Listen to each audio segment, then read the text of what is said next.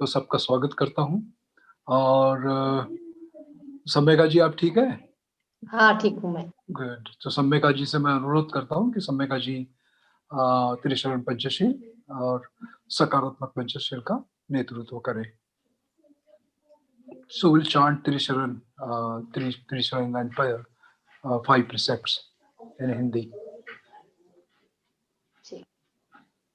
तो सभी का स्वागत करते हुए त्रिशरण पंचशील हम लेने जा रहे हैं।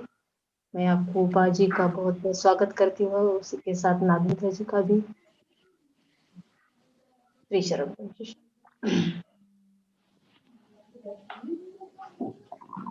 नमो तस्स भगवतो अरहतो सम्मा संबुद्दस्स।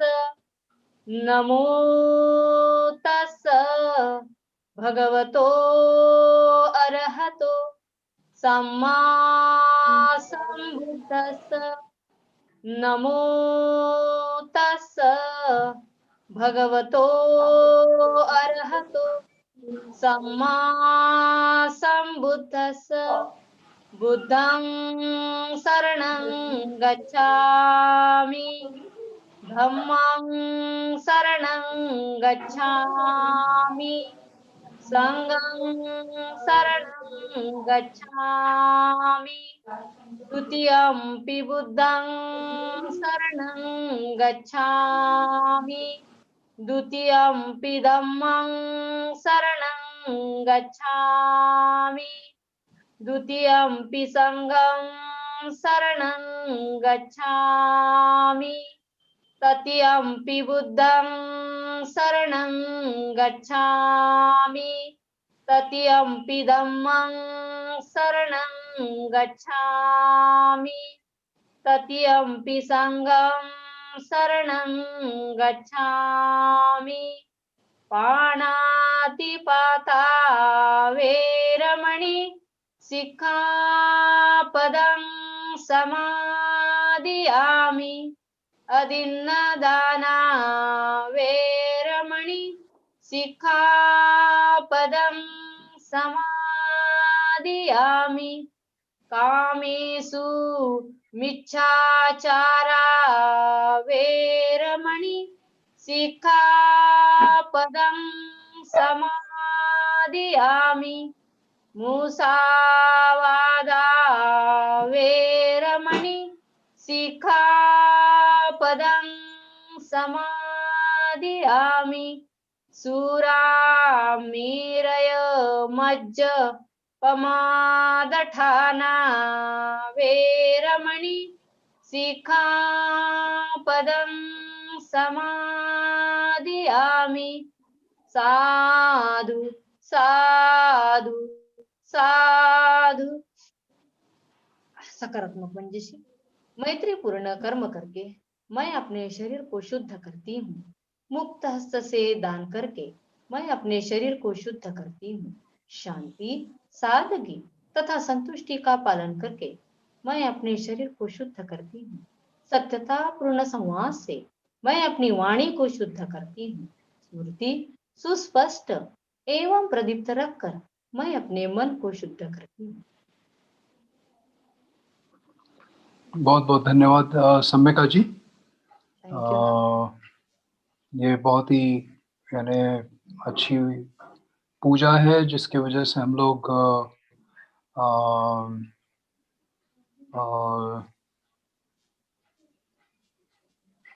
इससे बहुत ज़्यादा करीब आ जाते हैं अपने। तो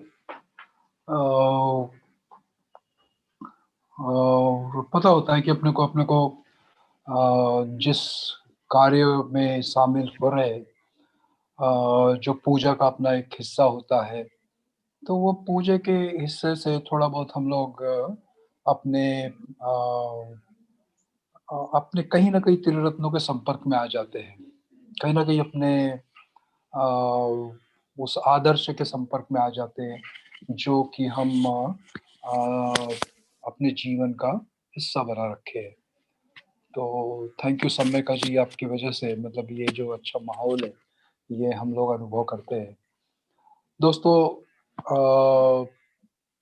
अकूपा मेरे बहुत अच्छे दोस्त हैं और जैसा कि मैंने पहले भी कुछ उनके बारे में कहा था, वो ये था कि अकूपा बहुत ही अ, विद्वान ऐसे लेखक के रूप में और इस संघ से लगभग 80 के दरमियान से जुड़े हुए हैं और वो सांसद भी रहे हैं, पार्षद भी रहे अपने वहाँ की गवर्नमेंट के, उस न्यू कैसल के, और फिलहाल वो चेयरमैन है और उस बुद्ध धम्म और संघ का वहाँ केंद्र है, उसकी देखभाल करते हैं। सो आज का जो विषय है उनका बुद्ध धम्म और आज की परिस्थिति, बुद्धिज्म एंड इकोलॉजी, तो ये विषय पर आज वो अपना प्रवचन देने जा रहे। तो मैं आप सबकी तरफ से उनको विनती करता हूँ, I would like to request अकूपा to deliver talk on the Buddhism and ecology. So, Thank you. Jai Bhim, Namo Buddhaya. Jai Bhim, Namo Buddhaya. And I do hope you're all well over there in India. Here in Newcastle, we're in lockdown. It's quite a cold, rainy day, and indoors all day today in Newcastle. So that's. तो आप सभी सेहतमंद होंगे, अच्छे होंगे, ऐसी उम्मीद करता हूँ। यहाँ पूरी तरह से हम लोग लॉकडाउन हो गए हैं और साथ ही साथ आज का दिन यहाँ पर बड़ा बहुत ही ठंडा और साथ ही साथ बारिश से पूरा दिन बारिश बरस रही है, तो एक तरीके का लॉकडाउन है हमारे लिए। So one morning back in the 1950s, an American woman looked out of her window. तो 1950 के दरमियान की बात है, एक स्त्री अपने खिड़की से बाहर झांक रही थी And in her garden, she saw a dead bird. और उसने उसके बगीचे में एक मरा हुआ पंछी देखा And after this, she saw another dead bird and another one and another one. और इस तरीके से हर रोज एक मरा हुआ पक्षी, दूसरे दिन एक मरा हुआ पक्षी, ऐसा उसने लगातार देखा। Now, the day before, an aeroplane had been spraying chemicals on local fields. और उसने देखा कि एक दिन वहाँ के जो खेत है वहाँ पर एक हवाई जहाज ऐसे रसायन को फैला रहा है, छिड़काव कर रहा है। And the woman wondered whether there was a connection. और उस स्त्री को लगा कि क्या इसका कोई ताल्लुकात है, ये पक्षी मर रहे हैं और ये जो धुआं छोड़ रहा है, रसायन फैला रहा है उसका।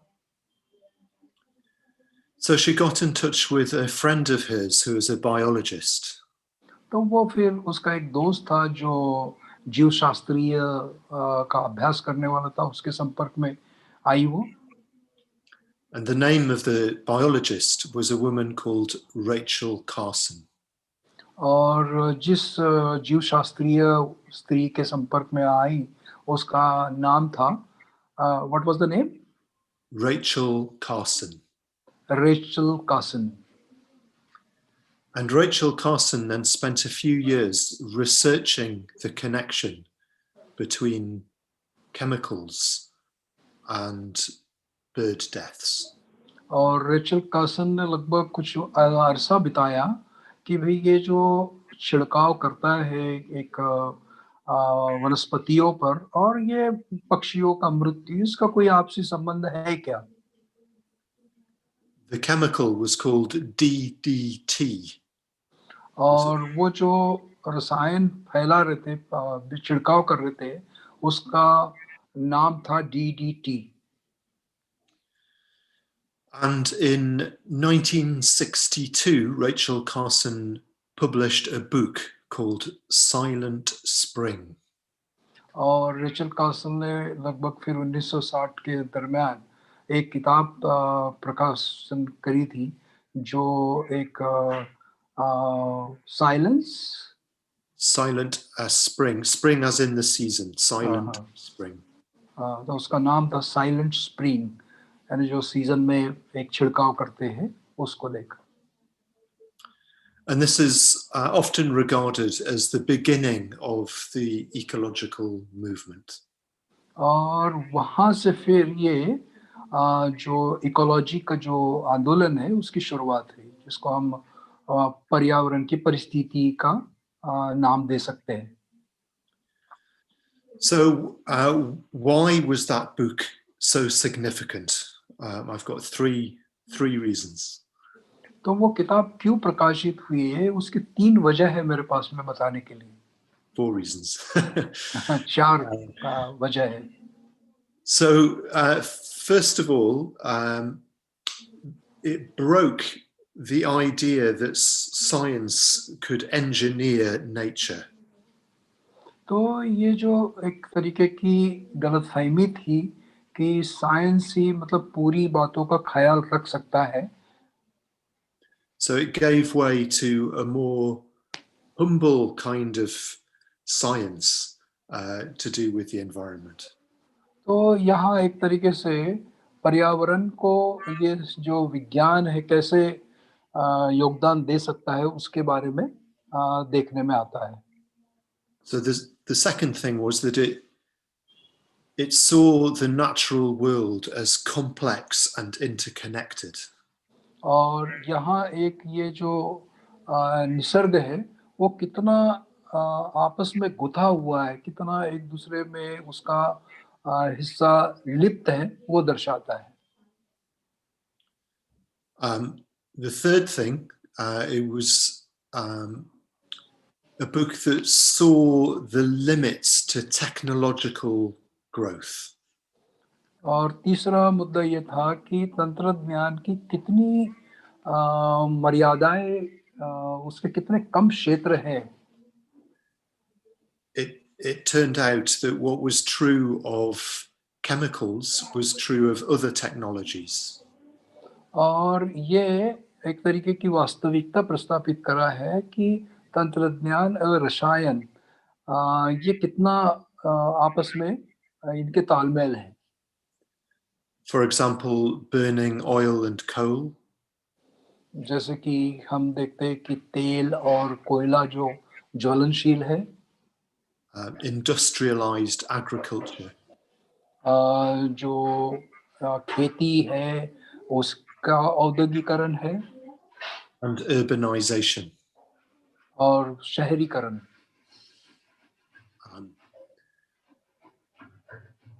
So the fourth thing was it gave birth to the ecological movement. और ये 4 बातें थी जो इस पर्यावरण परिस्थिति के आंदोलन को जन्म देती है। So we can argue that ecology is the big idea of our time. तो हम एक तरीके से देख सकते हैं कि हमारे दौर की ये जो पर्यावरण की परिस्थिति है इसको कैसा देखा जाए। There have been other big ideas such as the importance of the individual and evolution. वहाँ दूसरी विकल्पनाएं हैं, व्यक्तित्व और ये जो परिस्थिति है, औद्योगिकरण की परिस्थिति है। But ecology is a global idea because nature affects us all over the world. अगर पर्यावरण या परिस्थिति ये सभी तरफ है, एक यूं कहिए कि ये वैश्विक एक मुद्दा है जिस पर बात की जा सकती है। So, well, what is ecology? तो फिर ये परिस्थिति क्या है? So first of all, ecology is a science.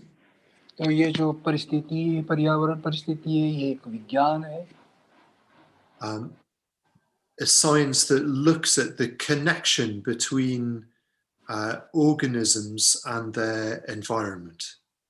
तो ये जो विज्ञान होता है वो परिस्थिति और जो जीव होते हैं उसमें कुछ संबंध देखता है and also the interconnections between different animals and और plants. साथ ही साथ अन्य जो धातुएं हैं या परिस्थितियां हैं उनके एक दूसरे के साथ में संपर्क संबंध So it's the study of ecosystems. तो ये एक तरीके की ध्वनि का अभ्यास है It's the study of the interconnectedness of living things. और ये जो जीवित परिस्थितियां हैं लोग हैं उसकी आपसी एक दूसरे के साथ में संबंध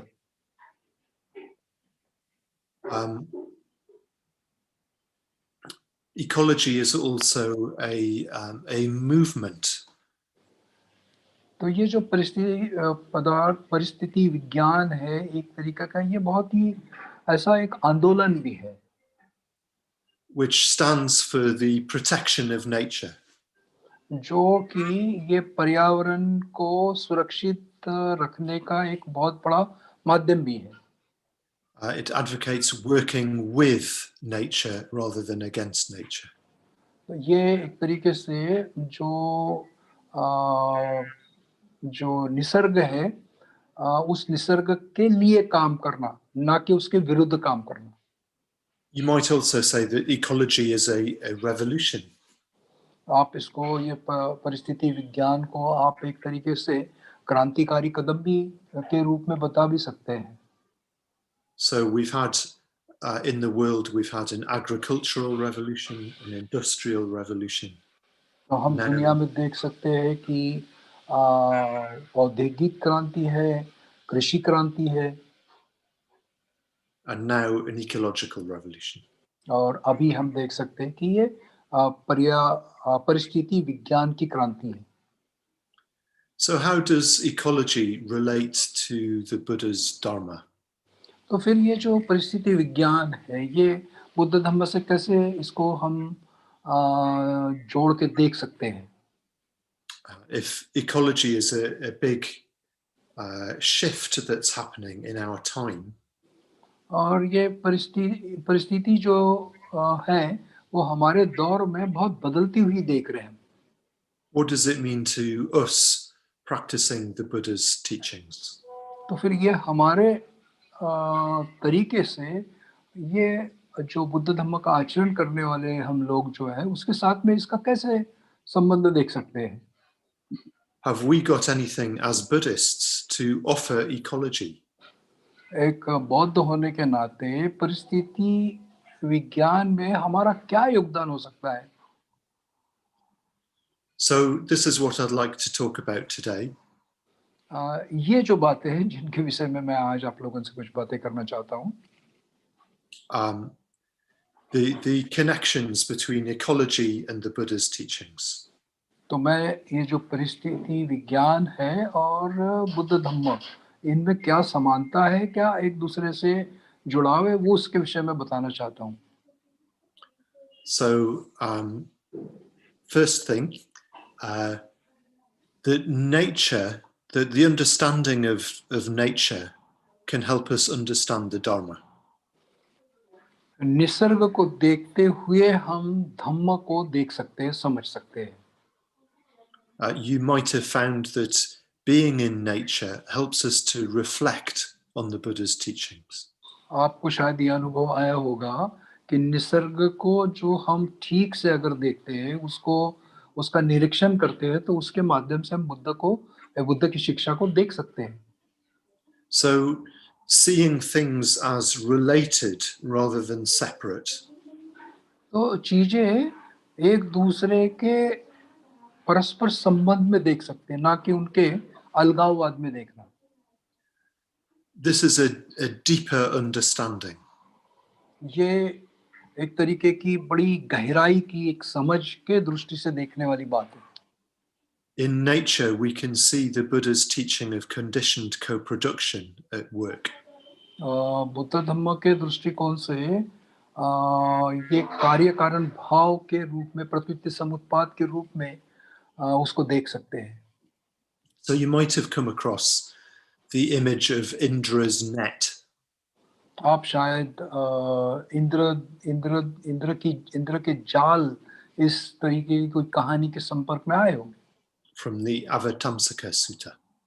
ये असल में अवतंकी का जो सूत्र है उसमें इसके बारे में ज्यादा बताया गया है।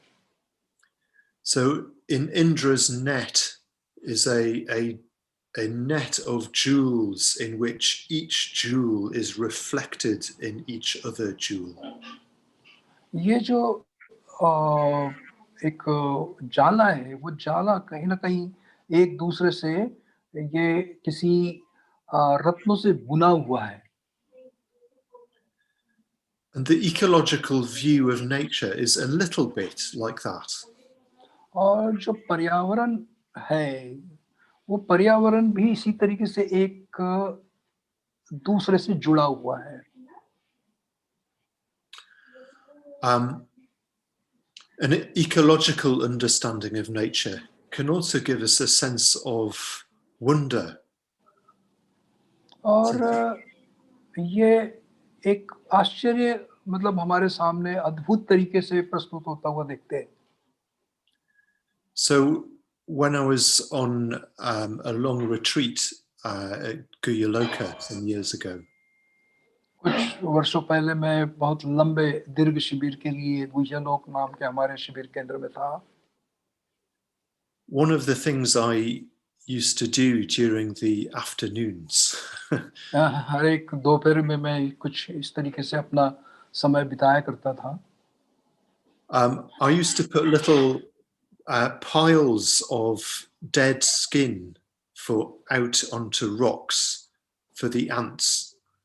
मैं छोटा सा कोई बहुत ही पुराना लकड़ी का टुकड़ा लेकर वो कहीं पत्थर पे रखता था ताकि वो वहाँ चींटियाँ आकर्षित हो।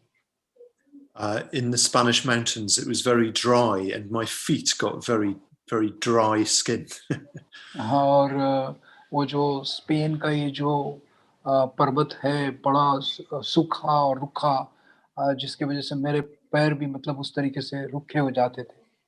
So I would cut the skin off and give it to the ants.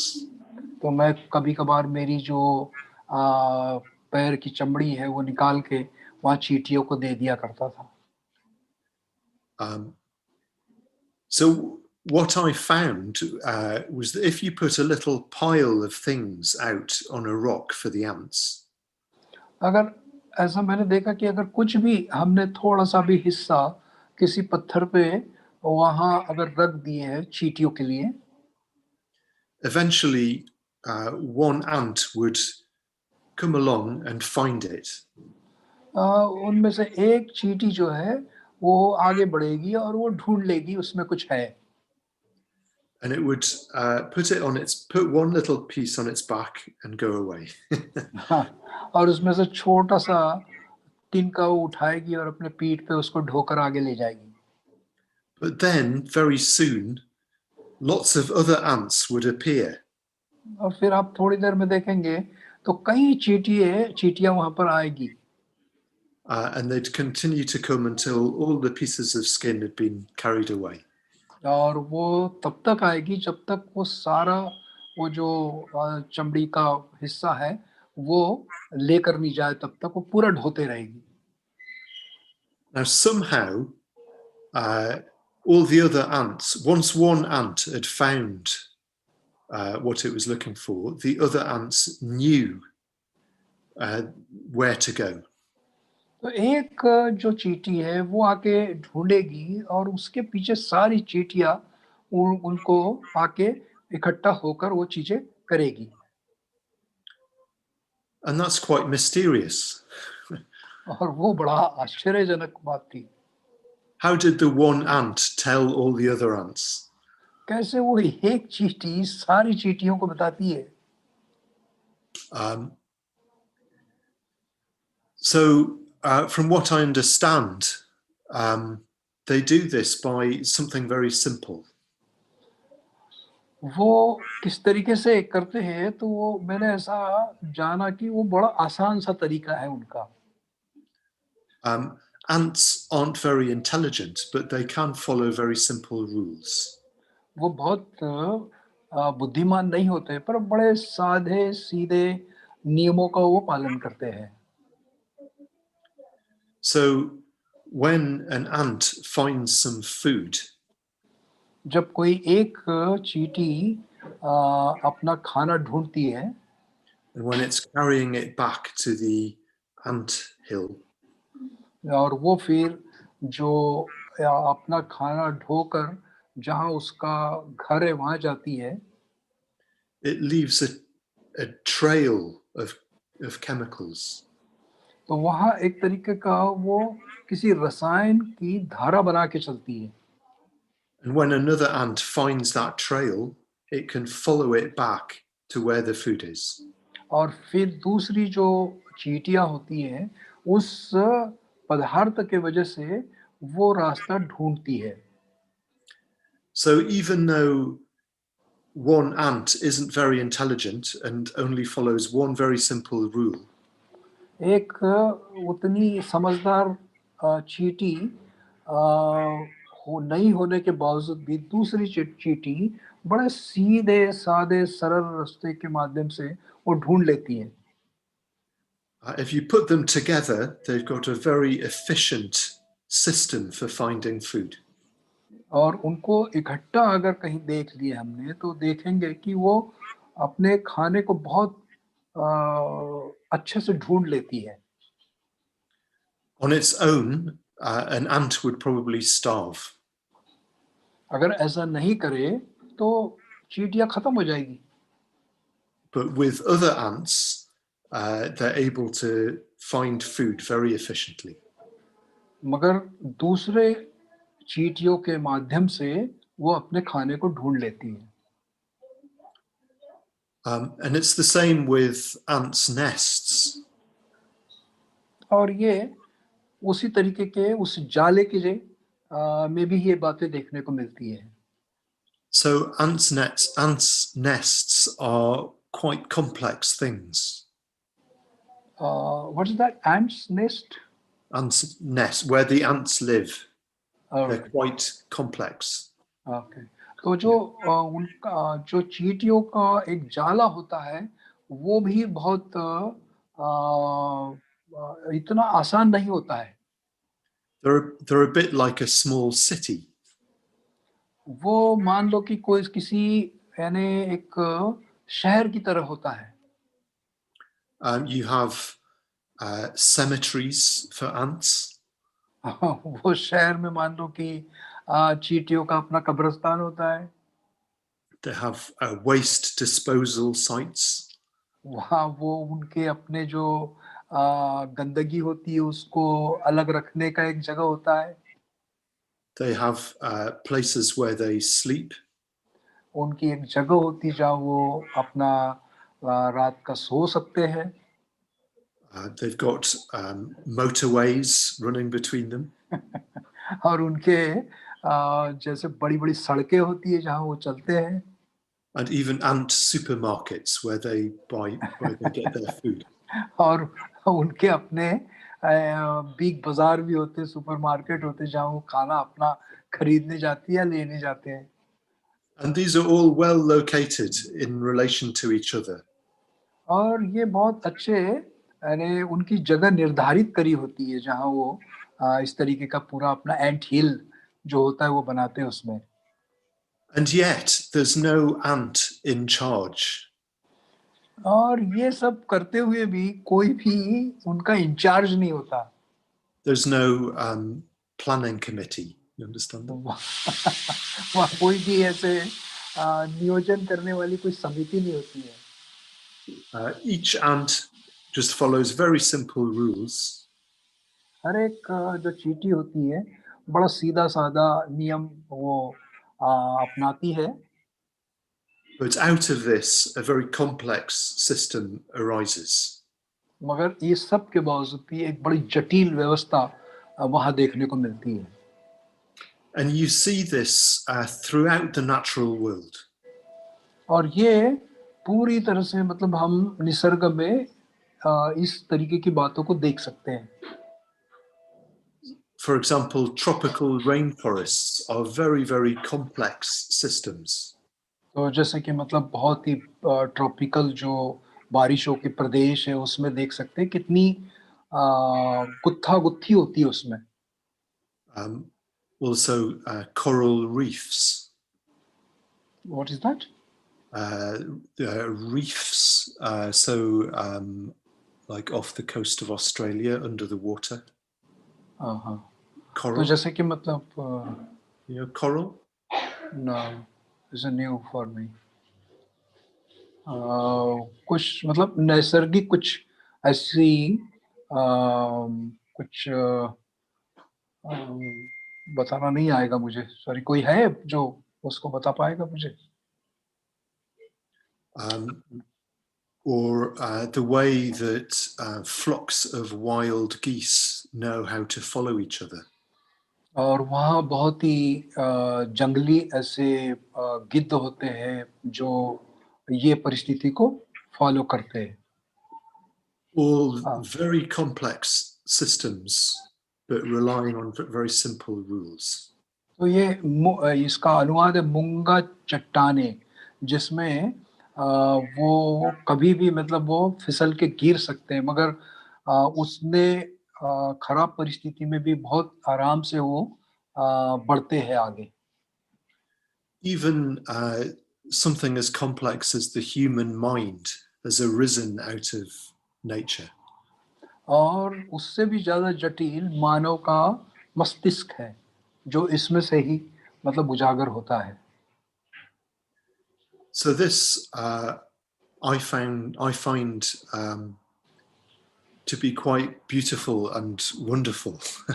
हाँ, जो मैं इसको बहुत ही अद्भुत और बहुत ही खूबसूरत तरीके से देखता हूँ. Nature is telling us something about the depth and beauty of reality. तो ये जो निसर्ग है हमको इसकी सुंदरता और इसकी गहराई को भी दर्शाता है. That from great simplicity, intricate, beautiful complexity arises. और इस बहुत ही खूबसूरती से बहुत ही जटिलता का उद्भव भी होता हुआ देखते हैं. You could say that reality is creative. तो जो वास्तविकता है वो बड़ी सृजनता से निर्माण होती है. That from emptiness, newness arises. और ये जो शून्यता है उसमें से कोई नई बात भी उत्पन्न होती है. So, understanding and reflecting on nature तो उसको समझना और उस पर चिंतन करना really helps us to see the Dharma. ये हमको धम्मा को देखने के लिए मदद करता है. Okay, so the second connection between ecology and Buddhism that I'd like to talk about दूसरी बात जो है मैं इस पर्यावरण और बुद्ध धम्म के संबंध को लेकर बताना चाहूँगा is metta and compassion. वो है मैत्री और करुणा. So if we understand animals a bit more deeply, अगर हम प्राणियों को बहुत ही गहराई से अगर जान पाए तो it helps us to be more compassionate. वो हमें करुणा का विकास करने के लिए मदद कर सकती है. So ecology hasn't just been a science, तो पर्यावरण ये केवल एक विज्ञानी नहीं है. ecology has also been concerned with the protection of living beings. तो पर्यावरण का दूसरा हिस्सा है कि प्राणियों की रक्षा करना भी. So, having talked about something very small, ants, तो मैं अभी तक बहुत ही छोटे ऐसी चींटी के बारे में बात कर रहा था. I'd like now to talk about elephants. अब मैं बात करना चाहता हूँ हाथियों के बारे में. I'm sure in India you know much more about elephants than I do. आप शायद मेरे से ज़्यादा हाथियों के बारे में जानते होंगे. I don't think we have any elephants in Newcastle. New castle में हाथी तो है ही नहीं, ऐसा बोल सकता हूँ. But the understanding that we now have of elephants is much greater than it was 50 years ago. मगर 50 साल के पहले और अभी इस अंतराल में हम हाथियों के बारे में कुछ ज़्यादा ही जानते हैं. Thanks to ecology, we now understand that animals are very social animals. और इस पर्यावरण के अभ्यास के माध्यम से हम देख सकते हैं कि प्राणी जो है वो बहुत ही सामाजिक तरीके के हैं. They have quite complex networks of social relationships. उनके जो सामाजिक अभिसरण है वो एक दूसरे के साथ में थोड़े गुत्था दिखते हैं. And that's also very bound up with a very strong connection to land and territory. और उनका जो संबंध है, उनके जो इस पर्यावरण के साथ में और इस धरती के साथ में बड़े गहरे संबंध दिखते हैं. You can almost speak of an elephant culture. आप ये जो हाथी के जो अपने तौर तरीके हैं, उसके बारे में बहुत आसानी से उन बातों को देख सकते हैं. There is a knowledge about connections and land that is passed from one generation to another. और ये जो ज्ञान हमको देखने को मिलता है या समझने को मिलता है, वो एक पीढ़ी से दूसरे पीढ़ी का जो उनका सफर होता है, उसमें से इसको जान सकते हैं. Which means that if we keep elephants in captivity, they lose all of that. और इस तरीके से अगर किसी हाथी को बंदिस्त बना के रखते हैं, तो उनका जो अपना जो स्वाभाविक जीवन है, उसको हम खंडित करते हैं या उसको तोड़ते हैं. This is why sometimes young elephants misbehave badly. और इसीलिए हम देखते हैं कि कभी-कभार जो हाथी के जो बच्चे होते हैं, वो बहुत बुरा बर्ताव करते हैं. Because they haven't been educated, they haven't received the teaching from their ancestors. क्योंकि वो उनके जो बुजुर्ग होते हैं, उनसे उन्होंने कोई संस्कार नहीं लिए होते या उन्होंने कुछ पढ़ा नहीं होता है. So this reminds me of the story of the Buddha and the elephant. ये बात के वजह से मुझे बुद्ध की और हाथी की कहानी याद आती है. Which you're probably familiar with. आपने उस कहानी को सुना होगा शायद. It's in the Naga Sutta. ये जो धम्मपद में जो नागवग्गा है उसमें होगा. So at one time the Buddha feels crowded by disciples and visitors. तो एक बार बुद्ध अपने अनुयायी से घिरे हुए बैठे थे. And he decides to go off into the forest. और उसी दरम्यान उनको ये लगा कि मैं जंगल में जाना चाहिए. To live at the foot of a tree. और जाकर किसी वृक्ष के नीचे वो आराम करना चाहते थे या बैठना चाहते थे. And while he's there, he's befriended by a great bull elephant. और वहाँ रहते हुए वो हाथियों के साथ में बड़े अच्छे संबंध उन्होंने बनाए. And for a time they both live there in the forest.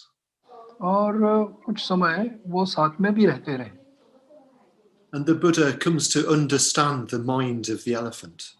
और बुद्ध वहाँ रहते हुए वो हाथी का जो मन है वो उन्होंने जान पाया.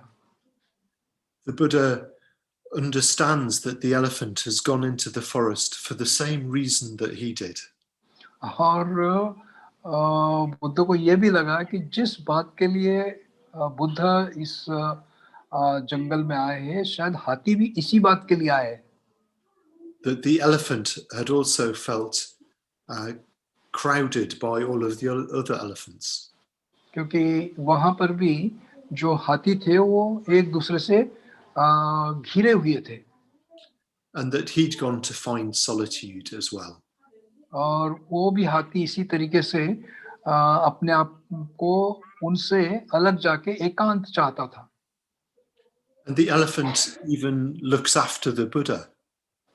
और वो हाथी बुद्ध की देखरेख कर रहा था He brings him water in his trunk. वो बुद्ध के लिए पानी लेके आता था अपने सूंड में And he clears grass for the Buddha to sit. और बुद्ध जहाँ बैठते थे वहाँ की घास फूस को साफ करता था And there they live for a while, happy in each other's company. और कुछ समय वो दोनों एक दूसरे की संगत में आनंदित रूप से रहे वहाँ So for the Buddha, this understanding came naturally. तो ये जो एक जो अनुभव है वो बड़े कुदरती रूप से उनमें आया And it came through actually being present in nature. और ये तभी संभव हुआ जब वो वास्तविक परिस्थिति में वहाँ रहे But for us, an ecological understanding of elephants पर हमारे लिए ये जो पर्यावरण है और हाथी को समझना can perhaps bring us a little closer to the Buddha's experience. वो हम उसको देखने के उनकी कहानी को देखकर हमको उनके संबंधों के बारे में समझने का मौका मिल सकता है And this applies not just to elephants, but to all kinds of living beings. और ये केवल हाथियों के संबंध में नहीं तो सभी जो प्राणी है उनके सभी के संदर्भ में इन बातों को देख सकते हैं The more deeply we understand, the more compassionate we can be. जितना गहराई से हम उन चीजों को देखते हैं उतने ही हम करुणावान बनते हैं So that's the second connection is between the Dharma and ecology is a sense of compassion. तो ये पर्यावरण और बुद्ध धम्म के जो संबंध को समझने के लिए दूसरा मुद्दा था Now the third area I'd like to talk about is understanding our place as humans. और तीसरा मुद्दा है कि हमारा अपने संबंधों को हम यहाँ देख सके There are a lot of different views about who we are as humans in relation to nature. तो हमारे कई अपने अलग अलग मत है पर्यावरण और मैं इसको समझाने के लिए For example, one view which we have a lot in the West is that as humans we are lords over nature. तो हमारे पश्चिम में एक मत है इसको लेकर कि भाई हम ये धरती के मालिक हैं That nature was given to us to do with what we want. ये पूरा जो निसर्ग है वो हमारे लिए है हम जैसा चाहे वैसा इसका उपभोग कर सकते हैं There is another very different view on the other extreme. एक सिरे का दूसरा एक मत है That humans are no better than animals. ये जो प्राणी है humans are No better than animals. वो प्राणियों से बहुत अच्छे हैं That it's just as good to be an animal as it is as a human being. मगर देख सकते हैं कि हम मनुष्य और जो प्राणी है वो समान ही है So I think what Buddhism can offer is a middle way between these extremes. तो ये दोनों सिरे की जो बात है उसके बीच में बुद्ध धम्म कुछ मध्यम जो रेख है, रेशा है, उसको खींच सकता है. So it's an understanding that as humans we are part of nature. तो हमको ये समझना जरूरी है, मनुष्य होने के नाते हम निसर्ग का हिस्सा है. But the human state is also different because we have the capacity for wisdom and compassion. मगर हमारे एक मनुष्य होने के नाते हमारे में प्रज्ञा और करुणा का हम विकास कर सकते हैं, ये हमारे में क्षमता है. Dhammachari Saramati has written about this. He's made a very clear contribution. और धम्मचारी सारामती ने इस बात को बहुत ही अच्छे से स्पष्ट किया है. So it's not that we're better than animals. तो ये नहीं कि हम प्राणियों से बहुत बेहतर हैं, but it is better for us to be a human. मगर हमारे लिए एक मनुष्य बेहतर बनना ये बहुत महत्व की बात है. Because we have self-awareness. क्योंकि हम स्वयं हम खुद की स्मृति रख सकते हैं, स्वयं की स्मृति रख सकते हैं. So from the human state we're capable of becoming Buddhas. और एक मनुष्य होने के नाते हम बुद्ध बनने की क्षमता रखते हैं. So there is a kind of hierarchy in nature, a hierarchy of compassion. तो यहाँ एक तरीके से हम देख सकते हैं कि जो करुणा का वर्चस्व हम यहाँ अनुभव कर सकते हैं. But this does not give us the right to exploit other living beings. मगर ये किसी भी तरीके से हमको इस तरीके के अधिकार नहीं देता कि हम दूसरों का उत्पीड़न करें या उनका शोषण करें. Because to do so would be to deny compassion. अगर ऐसा करते हैं तो हम जो करुणा का भाव है उसी को नजरअंदाज करते हैं. So in terms of our attitude to the non-human world, तो एक मनुष्य होने के नाते जो हमारी एक दूसरे जो मनुष्य नहीं उनके प्रति की जो प्रवृत्ति है, again there are two extremes. तो वहां पर भी दो सिरे की बातें देखने में आती है. One is to see the natural world just as an object. तो जो निसर्ग है उसको केवल एक वस्तु है उस तरीके से देखने के बजाय just as a property or a resource for our use. या फिर वो एक हमारे लिए हमको उपभोग करने के लिए बनाई हुई चीजें है, इसे ही देखने के बजाय. So this again is a view that has driven a lot of economic activity in the West. तो ऐसे भी मतलब एक जो उपभोग करने वाली दृष्टिकोण से भी चीजों को देखा जाता है. So the other extreme is to see nature as something to be worshipped.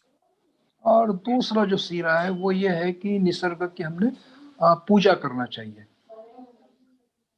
So older religious traditions, both in the East and the West, often worship nature.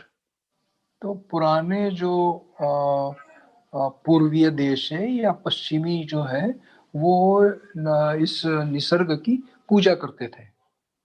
Or sometimes puts nature above us. और कई बार मतलब जो निसर्ग है वो हमारे एक तरीके का मतलब उसको कोई बहुत ही पवित्र और ऊपर देखी जाने वाली बात देखते थे. So again, in our attitude to the natural world, Buddhism can offer a middle way. और यहाँ पर भी ये दोनों सिरों के मध्य में बुद्ध का जो धम्म है मध्यम मार्ग बता सकता है। The Buddhist view would be to see nature as fully alive. बौद्ध धर्म के दृष्टिकोण से निसर्ग को एक जीवित हम देख सकते हैं, and as sentient, वहां हम एक तरीके से जीव देख सकते हैं, जीवितपन देख सकते हैं, and therefore worthy of respect. और इसीलिए हमने उसका आदर करना चाहिए, सम्मान करना चाहिए। But it would also see the animal world as a realm of suffering. और वहाँ बुद्ध जो प्राणी मात्र की जो लोक है उसमें भी वो दुख का जो एक वास्तविक चक्र है उसको देखते थे, As we see in the wheel of life. जैसा कि हम भव चक्र में देखते हैं। So nature is not something to be worshipped. तो निसर्ग केवल पूजा याचना करने के लिए नहीं है, Or romanticized. या फिर उसके बारे में कुछ ऐसे कल्पना करना केवल और उसमें रत हो जाना। Perhaps the greatest example of this attitude to nature उसका एक बहुत ही जिसका हम उदाहरण के रूप में देख सकते हैं हमारी प्रवृत्तियों का, is expressed in the Ratna Sutta. जिसका हम प्रभाव रतन सूक्त के माध्यम से अनुभव कर सकते हैं। I gather that the Ratna Sutta is quite well known in India. मैंने ऐसा मुझे पता चला कि रतन सूक्त बहुत लोगों को पता है भारत में। It would be good if it was better known in the West. ये भी अच्छा होता कि अगर पश्चिम में भी लोग रतन सूक्त को जान पाते। So the sutta's first and last few verses तो रतन सूक्त के पहले और आखिरी जो गाथाएं हैं say, whatever beings are assembled here, whether of the earth or sky, तो ये जो यहाँ जो भी लोग जमे हुए हैं वो इस भूमि के हो या फिर इस वो भूमि के बाहर के हो, may they all have peace of mind. उन सभी को मन की शांति की प्राप्ति हो। Whatever beings are assembled here, whether of the earth or sky, तो यहाँ जो लोग जमे हुए हैं वो चाहे पृथ्वी के हो या आसमान के हो, come let us salute the Buddha, Dharma and Sangha.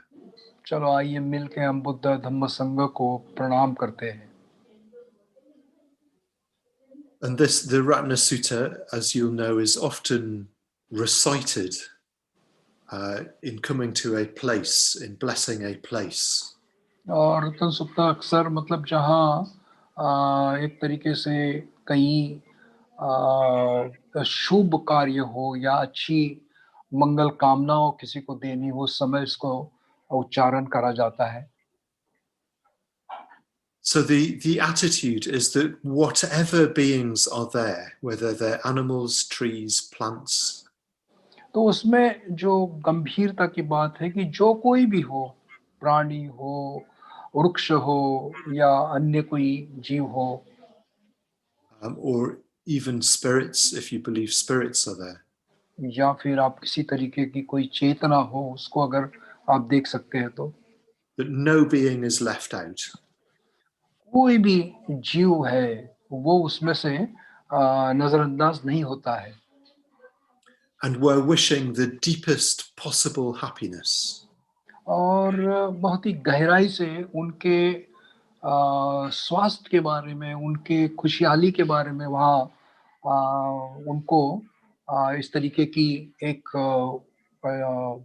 परिस्थिति का उजागर किया जाता है।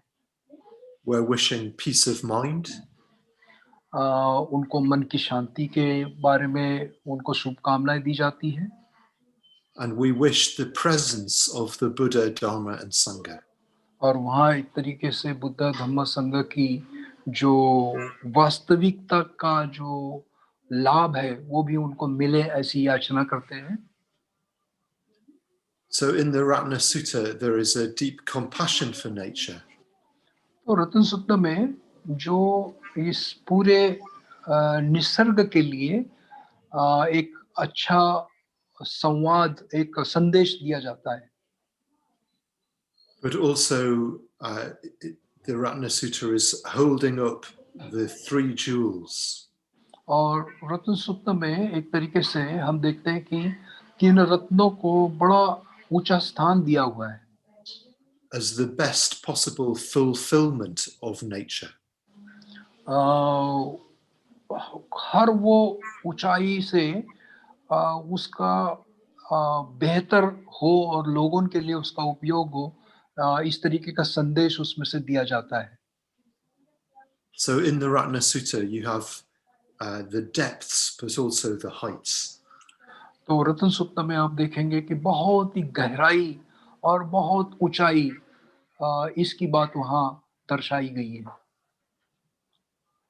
And so there is a complete sacred harmony.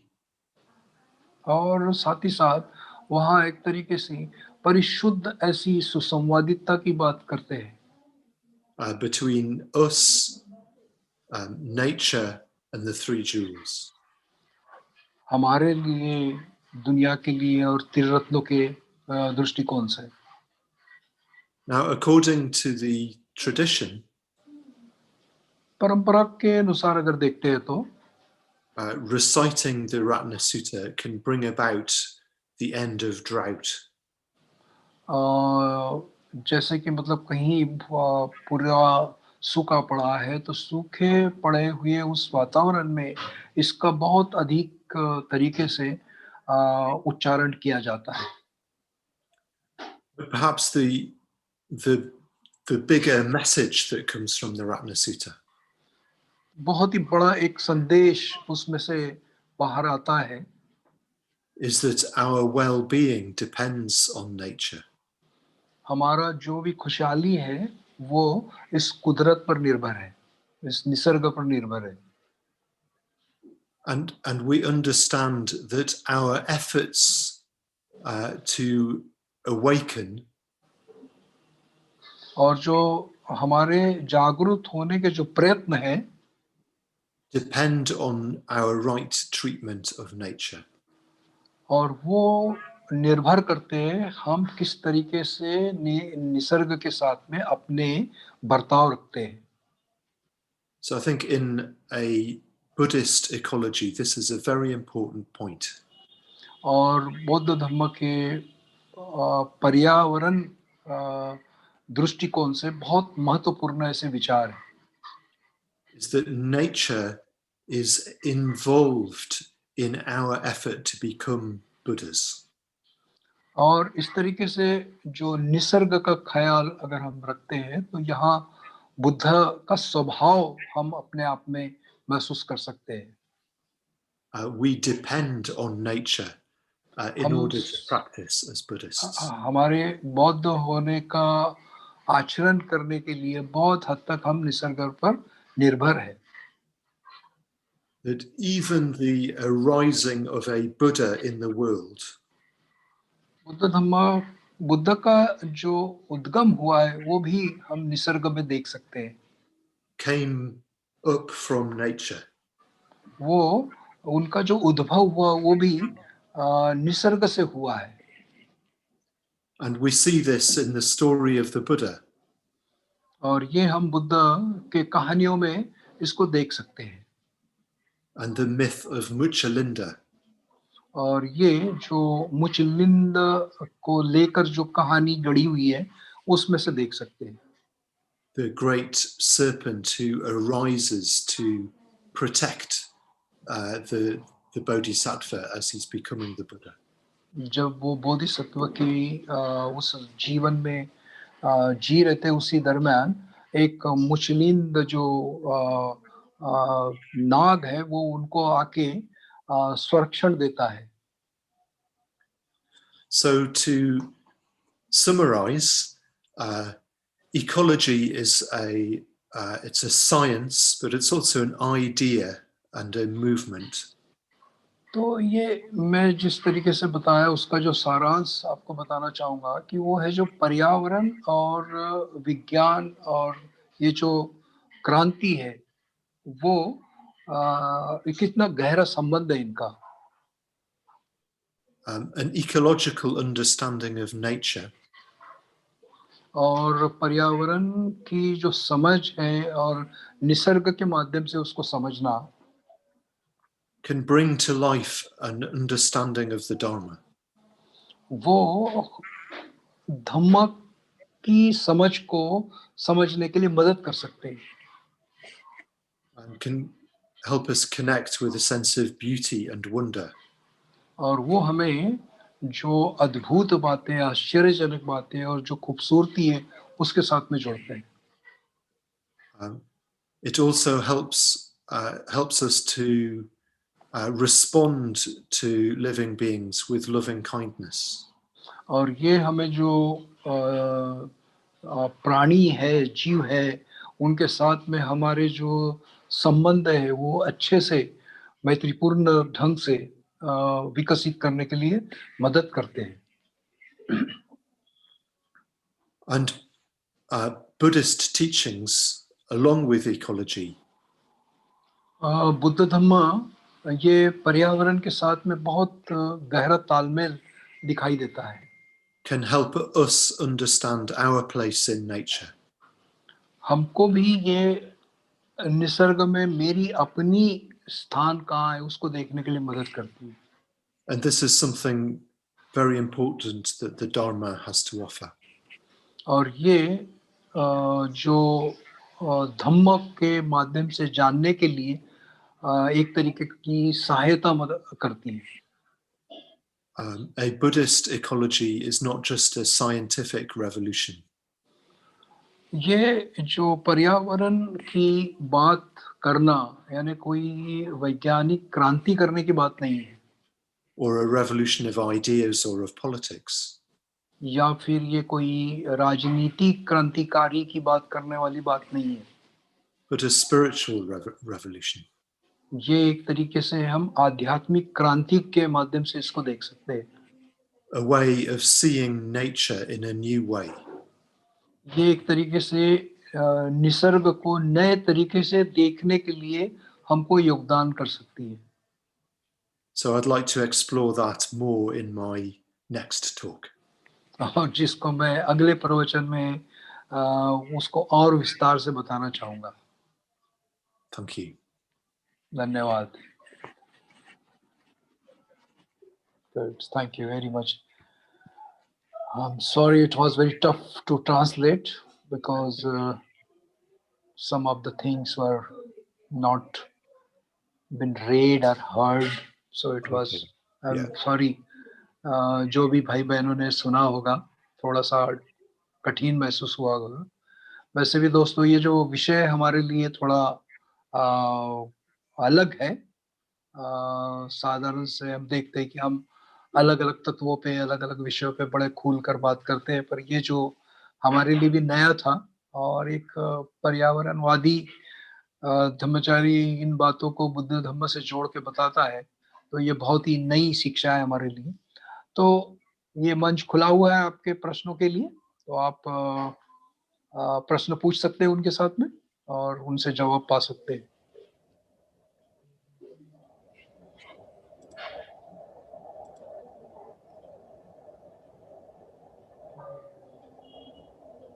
So I'm requested to questions from them, if they could ask.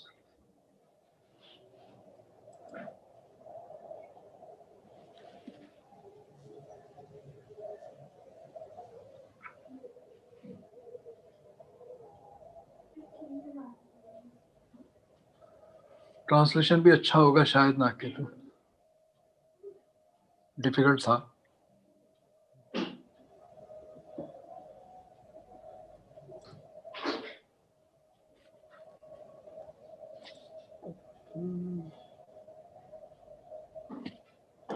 कोई सवाल?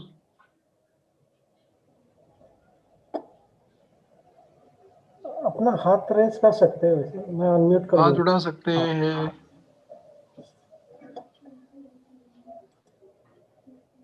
ना के तो क्या मजाक कर रहे हैं तो।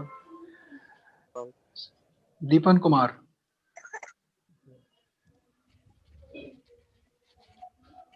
हाँ दीपन जी अनम्यूट कीजिए। दीपन कुमार जी पूछो। जय भीम, नमो बुद्धाय। जय भीम, नमो बुद्धाय। नागमित्र जी बहुत अच्छे, ये जो परिसर के बारे में, जो बुद्ध और धम्म का जो भी रिलेशन है, हाँ जी।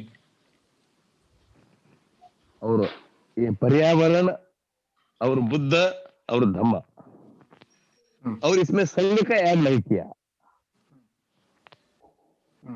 क्योंकि बुद्ध धम्म के साथ ही संघ भी रहता ना। हाँ, इसलिए वो संघ को, ये जो आपका जो ये है प्रवचन है, उसमें किधर भी आप संघ के बारे में किधर भी उल्लेख नहीं किया। अच्छा अच्छा। तो इसके लिए मैं थोड़ा जानकारी लेना बोल के, sorry it is not a big question, still I want some doubt. नहीं ठीक आई है, wanted to clear my doubt. पूछ लेता मैं। Yes, So he likes to get some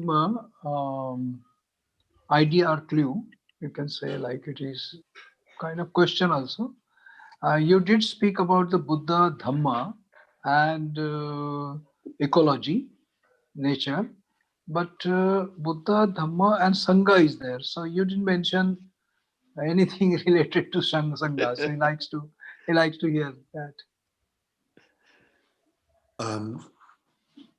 Yes, perhaps I'll talk a bit more about Sangha in some of the other talks that I'm doing.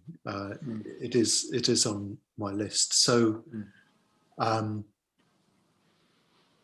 yeah, how would Sangha fit in? I suppose as Sangha,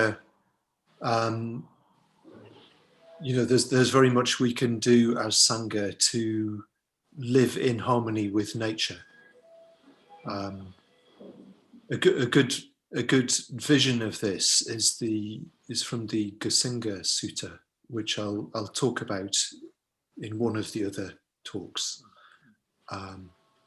In the Gasinga Sutta, you have a small number of bhikkhus living together in deep harmony, really, really deep harmony. So, did you want to translate? तो दीपन कुमार जी कहते हैं कि मैं अगले कुछ प्रवचनों में शायद इसके बारे में उसका उल्लेख आएगा ही आएगा, और कहते कहते उन्होंने ये भी कह दिया कि मतलब निसर्ग के साथ में हमारी जो सुसंवादिता है, वो हमारी उनके साथ में सुसंवादिता एक तरीके से संघ को उजागर करती है। वैसे आने वाले प्रवचनों में उनको वो कौसिंग सुत्ता नाम का जो सुत्ता है, उसमें बहुत सारी बातें वो उसको व्यक्त करने जा रहे हैं। Okay, right, sir. Thank you. So what's interesting is that they're in deep harmony with each other, but also with nature. They're very careful, for example, not to pollute streams with waste and so on. तो वो कहते हैं कि मतलब एक दूसरे से तो हमारा अच्छा संबंध और सुसंवादिता होनी चाहिए, उसके साथ साथ हमारे इस निसर्ग के साथ भी हमारे सुसंवादिता होना चाहिए। हमारे जो कुछ गंदगी है या फिर जो भी हम देखते हैं कि जो गंदगी है निसर्ग के दरमियान, वो कहीं ना कहीं मतलब उसको भी हमको समझते आना चाहिए कि ये हमारे सुसंवादिता के लिए कितना बड़ा खतरा है। So there's a vision not only of human harmony, but harmony with all beings. तो ये केवल मनुष्य मात्र की सुसंवादिता नहीं है, तो निसर्ग के सभी तबकों के साथ में हमारी सुसंवादिता। Great. Right. Perhaps, yeah. Thank you. Okay. Thank you, Nagamitra ji. Thank you, ji. Akuppa ji, I'm very, very thankful to you. You have given appropriate reply also. Thank you very much, Deepan.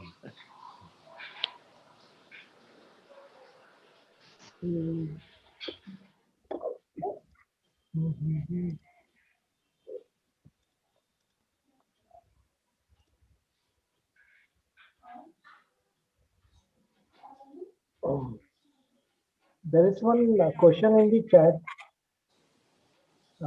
Like, क्या है chat में? if any Buddhist thinking about human greater than others, animal and nature, what is the angle in Buddhist Angel. perspective? Have you read it, Akuppa? In the chart, there is a question in the chart Okay. chat box. If you could see, please. Sudhanshu बोलो ना तुम. सुधांशु. हाँ yes sir, ये मेरा network थोड़ा problem है इसलिए बोला. हाँ तुम बोल दो ना फिर. So हाँ मेरा ये. go ahead.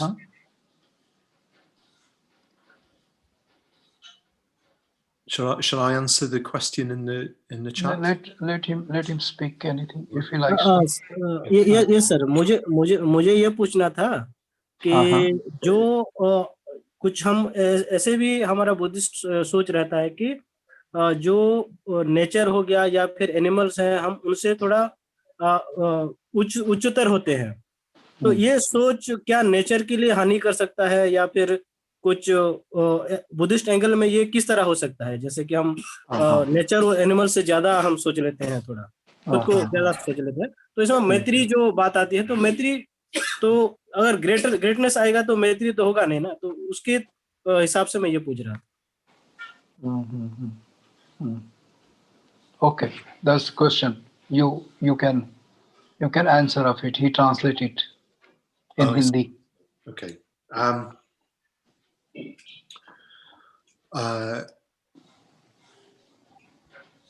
I think the attitude is that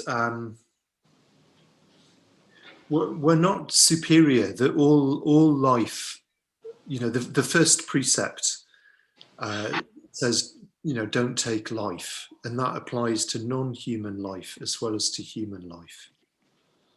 तो हम कोई बहुत विशिष्ट नहीं है, हम कोई अलग नहीं है.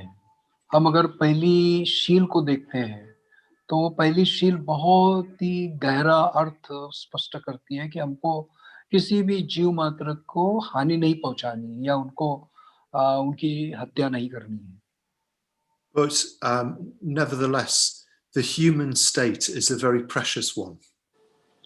उसके बावजूद भी जो मनुष्य का जो जीवन है वो बहुत मूल्यवान है. Because it means we're capable of awakening. उसका मायना ये है कि हम हमारी जो जागृति है उसका विकास कर सकते हैं. But it will be in the nature of that awakening to be kind to all beings. और उस जागृति को बढ़ाते हुए हमको पूरा जो निसर्ग में रहने वाले सभी जो जीव है उनके प्रति करुणा का भाव विकसित करना पड़ेगा. So we can't use that idea of being superior as a reason to be unkind to other beings. तो हम मान लो अलग भी है, एक तरीके से हमारा जीवन मूल्यवान है, इसका मतलब ये नहीं कि हम बाकी निसर्ग के जो जीव हैं उनके साथ में बहुत ही अनुचित व्यवहार करें. And on the other extreme, sometimes people say that humans are evil, we're like a disease on the face of the planet. कई बार ये भी बोला जाता है कि जो मनुष्य है एक तरीके का ऐसा इस ग्रह पर एक तरीके की बीमारी के रूप में देखा जाता है. But Buddhism would be opposite to that. Buddhism would say, no, it's a very good thing to be a human being, a very good opportunity. मगर बुद्ध धम्म उस बात को नकारेगा, क्योंकि बुद्ध धम्म ये देखेगा कि मनुष्य में वो क्षमताएं हैं कि वो और बेहतर कर सकता है.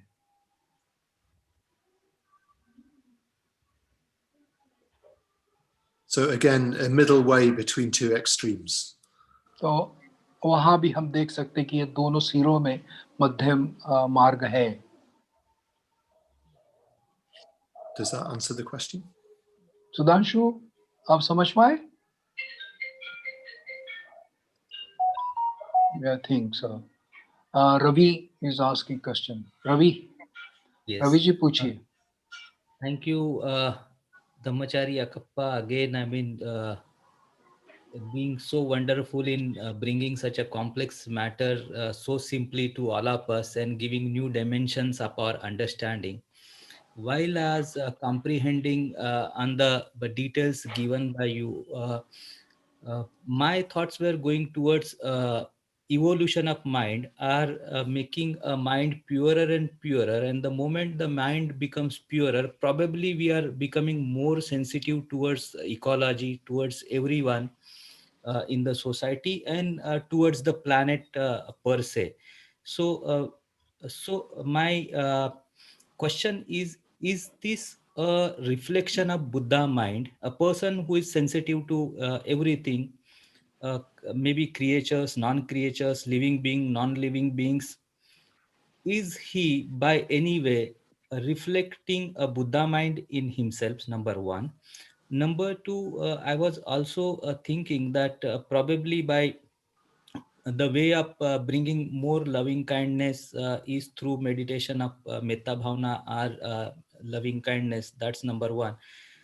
Is there also another higher meditation which can bring in more transformation in terms of greater loving kindness and also purifying mind together? Thank you so much. Translate करिए sir. Okay. जब धम्मचारी अकुप्पा जी, आपका बहुत बहुत शुक्रिया कि आपने इतने सचिता और गंभीर विषय को हम लोगों के सामने इतने सरल रूप से प्रस्तुत किया, और बुद्धिज्म के अभ्यास में एक नया रूप लेके आप आ रहे हैं. इसके लिए आपका बहुत बहुत शुक्रिया, तहे दिल से शुक्रिया.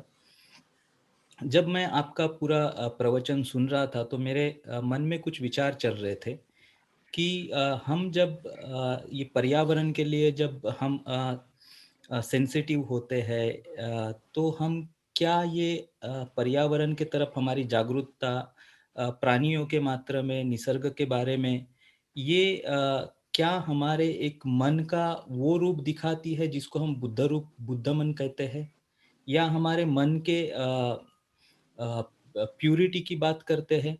ये एक मेरा सवाल था. दूसरा सवाल मैंने ये पूछा कि हम जब हमारे मन को जब हम विकसित करना चाहते हैं, हमारे मन को जब हम संस्कारित करना चाहते हैं, तो एक हमारा मेत्ता भावना मेडिटेशन है जिसके थ्रू हम हमारी इसकी मैत्री का विकास करते हैं. तो मैं जानना चाहता हूँ कि क्या हमारे इसमें और कोई दूसरे मेडिटेशंस है जिसमें पूरे विश्व के लिए, पूरे प्राणी मात्र के लिए, पूरे सजीवों के लिए, निर्जीवों के लिए, ग्रहों के लिए, पृथ्वी के लिए हम अपनी जो भावनाएं हैं उनका ज़्यादा विकास कर सकते हैं, अपने मन की शुद्धि कर सकते हैं? धन्यवाद. Okay, thank you, Ravi, for those questions. I think I'd like to answer both of them in one. Okay, thank you. मैं दोनों सवालों को एक ही जवाब में देना चाहूँगा. So it's a very interesting phrase, purification of mind, heart. तो एक बड़ा अच्छा एक मुहावरा है जिसको हम बोलेंगे कि मन और हमारे हृदय को शुद्ध करने का. So we speak of purification purification of well, body, purification of speech, purification of the mind. हम अक्सर बोलते हैं कि हम अपने काया की शुद्धि करना है, वाणी की शुद्धि करना है, मन की शुद्धि करना है. And it's a good question to think, well, what do we mean by that? What are we purifying of? और ये सवाल समझना या पूछना भी बहुत जरूरी कि ये सब शुद्धि का मतलब क्या है. So one way of looking at this is that we are purifying ourselves of Atman. तो यहाँ हम एक तरीके से देख सकते हैं कि जो हमारी जो एक आत्मवाद है उसको शुद्ध कर रहे हैं. We are purifying ourselves of the sense of something, of being separate and more important than the rest of the world. हम कहीं ना कहीं अपने आप को दूसरे जो हिस्से हैं दुनिया में उनसे अलग कहीं कर रहे हैं अपने आप को. We're purifying ourselves of the idea of being more important. तो हम कहीं ना कहीं अपने आप को ज्यादा वहाँ महत्व देके अपने आप को ऐसा मानते हैं कि हम इस तरीके से शुद्ध होंगे. Or more special than other people. या फिर दूसरों से थोड़ा सा विशेष देखेंगे अपने आप को. So a lot of our work as Buddhists is in relation to other people. और बौद्ध होने के नाते अक्सर हम लोग अपने आप को दूसरों के संबंध में चीजों को देखते हैं. But as you say, I agree that this will also apply to non-human living beings. और निश्चित ही ये जैसे आपने कहा वो बात ये है कि दूसरे जो मनुष्य मात्र नहीं है उसके साथ में अलग देखा जाएगा. So the more we practice metta bhavana, बहुत अगर हम मैत्री भावना की ध्यान साधना करते हैं तो I think it's true that we do become naturally more sensitive to other living beings. और निश्चित ही हम नैसर्गिक रूप से उन सभी जीव मात्रों के प्रति हमारे मन में एक मैत्री का भाव विकसित होगा. And it's certainly been my experience in practicing the Dharma. और निश्चित ही ये मेरा अपना मतलब धम्म आचरण करते हुए अपना अनुभव रहा है. That it's led to me to feel more in tune with people, but also forests and animals. तो ये एक तरीके से मुझे जो लोग हैं उसके साथ साथ निसर्ग है, प्राणी है, उनके साथ में सुसंवादित होने के लिए मदद करता है. So I think this is something we can all experience. तो ये ऐसी बात है जो हम सारे लोग इसका अनुभव ले सकते हैं. Even if we're not fully enlightened Buddhas. हम शायद पूरी तरह से बुद्धत्व नहीं प्राप्त हुए उसके बावजूद भी. So to answer your second question, आपके दूसरे सवाल का जो जवाब है वो ये है, as well as doing the metta bhavana, जैसे कि हम मैत्री भावना करते हैं, you know, we can reflect on the Buddha's teachings of no fixed self. वो हम जो अनात्म है उस पर चिंतन कर सकते हैं. Teachings such as the 5 skandhas. जहाँ हम 5 स्कंदों की जो शिक्षा है उस पर चिंतन कर सकते हैं. But we do need a good foundation in the metta bhavana. मगर हमको मैत्री भावना ध्यान साधना कर कर एक अच्छा अपना आधार बनाना बहुत जरूरी है. But I think doing those practices, especially if we do those, say, in a forest or surrounded by other living beings, ये एक तरीके से मतलब हम उसको जो हमारे इर्द गिर्द में जो लोग हैं उनके साथ में और उस तरीके के वातावरण में करें तो उसका बहुत असर होगा. Can bring us into a new kind of relationship with our surroundings. तो हमारे ये जो इस तरीके के आचरण से एक नया प्रभाव हम में आ सकता है. I'll talk more about that tomorrow. वो शायद हम 20 सेकंड या जिसके बारे में 22 को बात करूंगा. Okay. ठीक है Ravi ji. Thank you Akuppa. Okay. Thank you Nagmitra ji. Thank you for the question. Thank you for the question Ravi ji. Thank you, my pleasure. तो और कोई सवाल है कि रुके? नहीं, अभी तो नहीं दिख रहे थे. रुकते हैं फिर. So thank you so much Akuppa. There are not many questions, so we'll stop here and then you can have your lunch. So it will be like our kindness to give you time to take lunch earlier. Thank you. So thank you so much. Is and it we're time looking for your forward. evening meal? Yeah, it's time for evening meal. Enjoy People your- have different time, so it's not time. So thank you so much. Thank you very much. सभी लोगों को Thank you. बहुत-बहुत धन्यवाद.